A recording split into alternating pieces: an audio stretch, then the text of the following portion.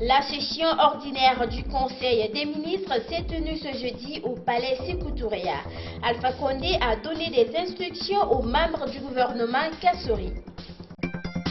Le grand ayatollah irakien soutient la contestation politique et sociale qui se tient en ce moment dans le pays.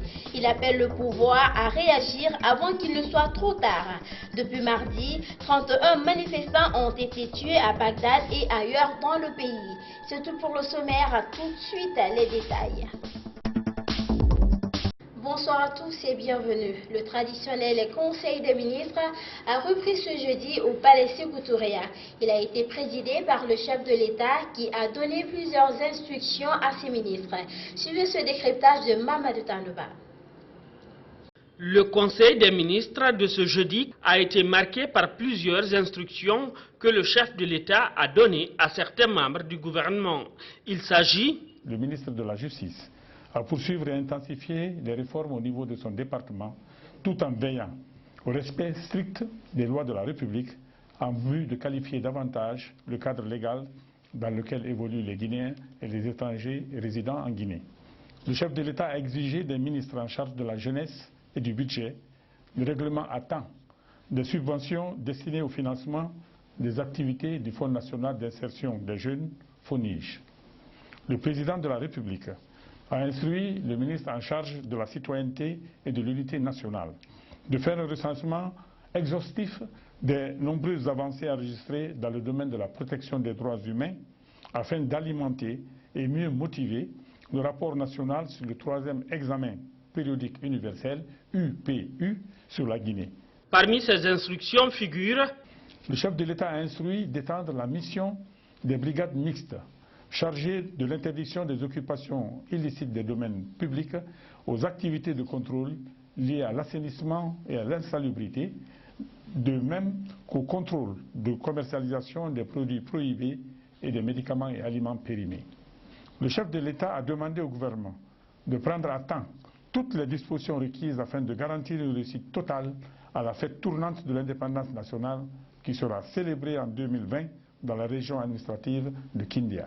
Au titre des questions diverses, il faut noter entre autres le ministre du Budget a informé le Conseil de l'arrivée de la délégation du Fonds monétaire international en République de Guinée. Il a invité le ministère des Travaux publics et des investissements privés à s'impliquer fortement dans les négociations. Le ministre des Transports a informé le Conseil des dispositions qu'il a prises suite au communiqué de la compagnie Royal Air Maroc faisant planer de fortes présomptions sur l'identité et l'origine du jeune homme mort retrouvé dans le train d'atterrissage d'un avion en provenance de Conakry. Il faut noter que les présidents sud-africains, kenyans et du Djibouti sont attendus pour des visites à Conakry en décembre prochain. Après la formation des membres des CARL, la CENI met le cap sur une autre étape du processus électoral en cours. C'est celle d'identification des électeurs à l'aune des prochaines législatives annoncées pour fin décembre 2019. Dans la commune de Matoto, cette opération de 10 jours a été officiellement lancée ce jeudi à Simbaya École. Pour être plus complet sur ce dossier, retenez que le président de la CENI a prolongé le séjour des commissaires superviseurs et les assistants techniques actuellement en mission à l'intérieur du pays. Salif Kébé leur demande d'y rester jusqu'à l'arrivée des kits pour la révision des listes électorales. L'information a été donnée par le directeur adjoint du département formation et éducation civique de la CENI. David Camara est au micro de Mamadou Tanouba. Je transmets la voix du président de la CENI, Maître Salif Kébé, pour demander à tous les missionnaires de la CENI qui sont à l'intérieur du pays de rester sur le terrain, les commissaires superviseurs, les assistants techniques, de rester sur le terrain jusqu'à l'arrivée prochaine des kits, que les kits les trouvent sur place avant de commencer à remonter vers Conakry. Donc, que tout le monde reste en place, que personne ne bouge, les kits vont prendre le départ dans les 2 à 3 jours qui viennent. Donc c'est un message important que je souhaiterais que vous nous aidiez à transmettre à l'ensemble de nos missionnaires qui sont à l'intérieur du pays aujourd'hui pour leur demander d'être sur place en attendant que les kits ne arrivent.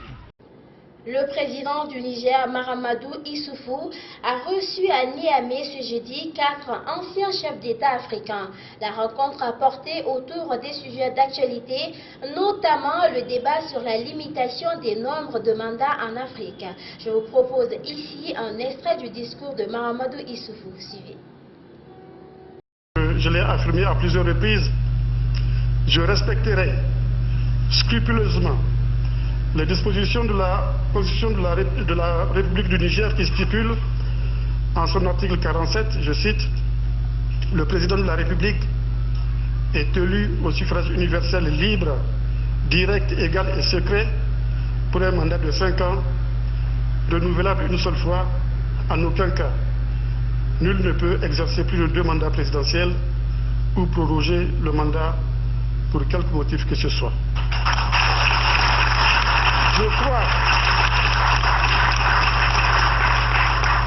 Je crois à la nécessité de l'alternance démocratique qui permet la respiration démocratique. La respiration démocratique favorise la stabilité des institutions. Par ailleurs, je reste convaincu que la stabilité des institutions réside dans leur légitimité et leur légitimité résulte des élections libres et transparentes. Mon désir le plus ardent est de passer le pouvoir en 2021 à un successeur démocratiquement élu. Sport. Après son débâcle à la CAN Égypte 2019, le Sili national, à l'occasion des internationales FIFA, jouera un match amical face aux Comores le 12 octobre prochain, suivi d'une autre rencontre contre le Chili d'Arturo Vidal le 15 octobre. En test pour le nouveau sélectionneur Didier Six et son équipe. Qu'en pense le journaliste sportif Sorikancha Bangoura de ces 2 sorties du Sili? La réponse dans cet élément de reportage. Après son raté à la CAN Égypte 2019, le Sili national, avec un nouveau sélectionneur à sa tête, va renouer avec les Gazons ce 12 octobre en match amical face aux îles Comores. Une rencontre test pour l'entraîneur français Didier Six qui va disputer son premier match. Pour Sorikancha Bangoura, le choix des Comores est une sorte de découverte pour le sélectionneur. Le premier match contre les îles Comores, c'est un match de test et surtout de découverte pour l'équipe de la Guinée. Pendant que les îles Comores jouent pratiquement leur regroupement, nous, la Guinée, joue son match de test, joue à la découverte pour connaître réellement qui est capable de répondre aux attentes du nouveau entraîneur, parce que chaque entraîneur a ses joueurs et a son système et il sait de quel joueur il aura besoin. 3 jours après, la sélection guinéenne va se frotter au Chili d'Alexis Sanchez et d'Arturo Vidal. Un match pour ce journaliste sportif qui sera marqué par l'agressivité du Chili. Pratiquement les joueurs ne sont pas en jambes. Lorsque vous devez jouer contre une équipe comme le Chili, il faudrait s'attendre à être secoué. D'ailleurs, j'ai l'impression que c'est pour cela que le premier match n'a pas été contre le Chili. Parce que jouer contre les îles Comores, on fournit moins d'efforts que lorsqu'on joue contre une équipe dans laquelle se trouve un certain Arturo Vidal de Barcelone aujourd'hui, contre Alexis Sanchez et d'autres joueurs aujourd'hui qui sont des grosses pointures du football mondial. Pour Sorikancha Bangoura, le sélectionneur Didier Six a besoin du temps pour constituer une équipe compétitive. Pour exiger des résultats d'un entraîneur de cette acabit, il faudrait lui donner le maximum de temps. Ça peut aller jusqu'à 6 mois, 8 mois, ça peut être 5 matchs, 6 matchs, pour qu'il ait le temps de savoir qui est qui dans l'équipe nationale et qui appeler. Mais il vient d'être entraîneur. Exiger des résultats de lui, de ce genre, pratiquement, je dirais que c'est un peu trop sévère. Seydou Bassouma Konkole, appelé pour ces 2 matchs amicaux, a préféré ne pas répondre. Il faut cependant noter le retour de Florentin Pogba au sein de l'équipe nationale. Je vous l'annonçais dans les titres. L'Irak a vécu jeudi sa journée la plus sanglante depuis le début mardi de manifestations au cours desquelles 31 personnes ont été tuées avec des affrontements d'une violence inédite entre protestataires et forces de sécurité. Parti de Bagdad, le mouvement réclamant des emplois pour la jeunesse et le départ des dirigeants corrompus a désormais gagné la quasi-totalité du sud du pays et franchi un nouveau palier dans la violence avec des dizaines de blessés par balle dans diverses villes du pays, dont la capitale, deuxième plus peuplée du monde arabe. Suivez.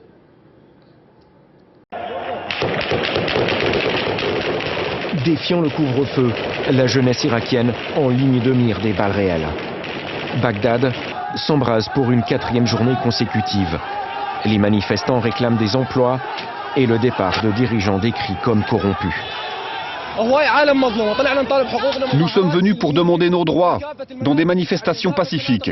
Nous sommes venus de régions et de provinces différentes à Bagdad. Nous n'avons pas vu la moindre coopération avec les forces de sécurité irakiennes. Des dizaines de morts déjà et une contestation qui ne faiblit pas malgré la coupure d'Internet. Le mouvement est spontané et fédère la jeunesse. Un test pour l'autorité du gouvernement qui tente de calmer le jeu tout en restant ferme face à ceux qu'il décrit comme des saboteurs. Nous avons un projet que nous présenterons prochainement au Conseil des ministres visant à octroyer une pension mensuelle pour les familles dans le besoin afin de fournir un revenu minimum pour que les familles irakiennes démunies puissent vivre dans la dignité. Des promesses qui ne semblent pas convaincre une population qui sort tout juste de plusieurs décennies de guerre, exténuée par les pénuries chroniques en eau et en électricité, et le chômage qui touche un jeune sur 4. Une violence qui inquiète l'ONU et le CICR qui appelle à la retenue des forces de l'ordre. Les manifestants hongkongais continuent à réclamer plus de démocratie dans l'ancien territoire anglais. Nouvelle attaque du gouvernement, une loi voulant interdire les masques de protection, leur permettant aussi de garder leur anonymat. Pour les manifestants, cette loi d'urgence, plus utilisée depuis 1967, est une attaque de plus contre leur mouvement. Suivez. Depuis des mois maintenant, c'est le visage couvert que les manifestants pro-démocratie descendent dans la rue. Leurs masques leur garantissent notamment l'anonymat, et cela ne plaît pas du tout à la chef de l'exécutif de Hong Kong. Nous pensons que la nouvelle loi aura un effet dissuasif contre les manifestants violents et masqués et contre les émeutiers, et qu'elle aidera la police à faire respecter la loi. Alors qu'un jeune manifestant a été grièvement blessé mardi dernier par un tir à balles réelles de la police, cette décision passe très mal auprès des manifestants pro-démocratie qui y voient une répression supplémentaire de leur mouvement. Dans la rue, ils dénoncent le recours à cette loi d'urgence qui n'avait plus été utilisée depuis 1967. J'exhorte fortement la communauté internationale à prendre conscience que, de fait, la loi martiale peut bientôt être appliquée à Hong Kong dans les prochaines heures ou dans les prochains jours. Le monde doit se tenir à nos côtés avant qu'Hong Kong ne soit transformé en un État policier régi par la loi martiale. Malgré les manifestations en désaccord avec la loi anti-masque, elle devrait entrer en vigueur vendredi à minuit, laissant présager un regain de tension à Hong Kong, déjà profondément marqué par des mois de protestation. Le Kosovo organise ce dimanche les 4e élections législatives depuis sa proclamation d'indépendance en 2008. Un scrutin qui, pour la première fois, menace les anciens caciques du pays et l'actuel dirigeant Hashim Thaçi. Une femme pourrait leur faire de l'ombre. La juriste Vjosa Osmani est la tête de liste de la Ligue démocratique du Kosovo, centre droit et brigue le poste de Premier ministre. Une petite révolution dans un pays gouverné par les anciens chefs de guérilla indépendantistes albanaises. Suivi. C'est peut-être le nouveau visage du Kosovo. Vjosa Osmani brigue le poste de Premier ministre. Une petite révolution dans un pays gouverné par les anciens chefs de la guérilla indépendantiste albanaise. Une femme qui se joue du genre et dénonce le patriarcat politique ambiant. Ils disent « Vjosa ne peut pas réussir parce qu'elle est une femme ». Ma réponse est que je peux le faire précisément parce que je suis une femme. À 38 ans, la juriste s'est hissée en tête de liste de son parti de centre droit, la Ligue démocratique du Kosovo. Une popularité grandissante due notamment à sa liberté de ton. La scène politique kosovare a toujours été pleine de méchanceté, avec beaucoup de gens qui sont devenus millionnaires du jour au lendemain, qui n'ont jamais travaillé un seul jour de leur vie et qui voient les emplois gouvernementaux comme un moyen de devenir riche et non comme un service à rendre au peuple. Le Kosovo, indépendant depuis 2008, est rongé par la corruption, la pauvreté et le chômage. Des questions de société auxquelles s'ajoutent les défis identitaires de tout un pays. Un vaste chantier pour la candidate Osmani. Si son parti remporte les élections, c'est à elle que le président kosovar confiera le soin de trouver une coalition. Mais les jeux ne sont pas encore faits. Face à elle, deux poids lourds de la scène politique kosovare. L'ancien Premier ministre Ramush Haradinaj, contraint à démissionner en juillet dernier. L'ancien commandant de l'armée de libération du Kosovo étant accusé par les Serbes de crimes de guerre pendant le conflit, ce qui ne l'empêche pas de se représenter. Autre figure incontournable, Albin Kurti, le chef de la gauche nationaliste. Un ancien leader étudiant emprisonné sous Milosevic est surnommé le Tchèque kosovar en raison de ses actions militantes. Vjosa Osmani a laissé entendre une possible alliance avec lui afin d'écarter les commandants de l'échiquier politique kosovar. C'est la fin de cette édition d'information réalisée par toute l'équipe de Gangan RTV.